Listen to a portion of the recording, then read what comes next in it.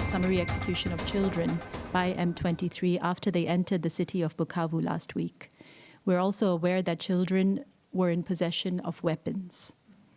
We call on Rwanda and M23 to ensure that human rights and international humanitarian law are respected. We're also documenting cases of ill treatment, conflict-related sexual and gender-based violence, child and forced recruitment, intimidation, and death threats. On the 16th of February, in a neighborhood called the Latin Quarter, in Bukavu, 3 boys were killed during an altercation with members of M23. According to information collected through reliable sources, the 3 boys, who are yet to be identified, were carrying weapons collected in an abandoned FARDC camp and were intercepted by the M23. They refused to disarm, and during an exchange of fire that subsequently erupted, the 3 children were killed. Family members have not yet claimed the bodies. We can't confirm their exact ages at this moment as well. But what we are trying to do is to confirm some of the reports that we're receiving. These are alarming enough that we felt we had to make them public. So we have received reports in the past as well. But since Goma has been taken, we have received a lot of cases of sexual violence.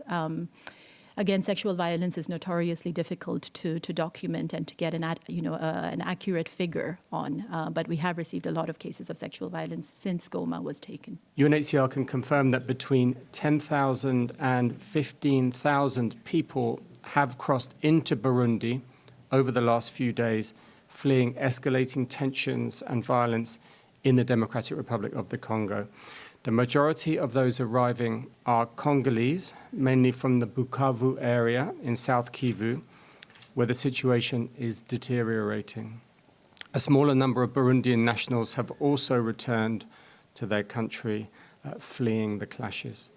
People are mainly arriving at the Gatumba border post, close to the capital, Bujumbura. M23 rebels advanced into the heart of the Congolese city of Bukavu on Sunday, dealing a further blow to the government's authority in the country's east. The rebels are backed by neighboring Rwanda and have aimed to seize the commercial hub since taking the city of Goma in late January. However, on Sunday in Bukavu, there was little sign of the clashes and bloodshed that preceded Goma's capture, and people there said they had seen M23 troops passing unopposed through central districts since the early morning.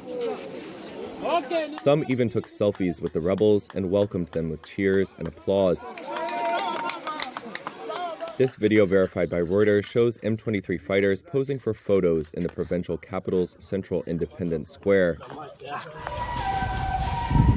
While the situation appeared largely calm, more verified footage showed smoke rising from Bukavu's central prison.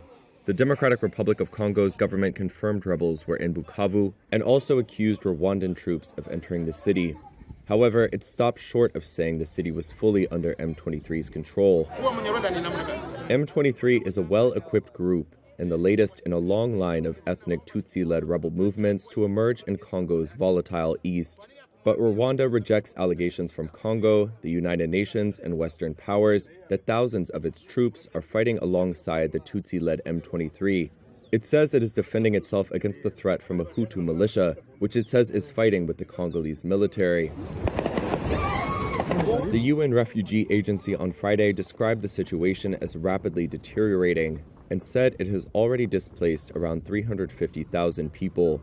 M23's recent gains in the region mean it has captured more territory than all other rebellions since the end of 2 major wars that ran from 1996 to 2003.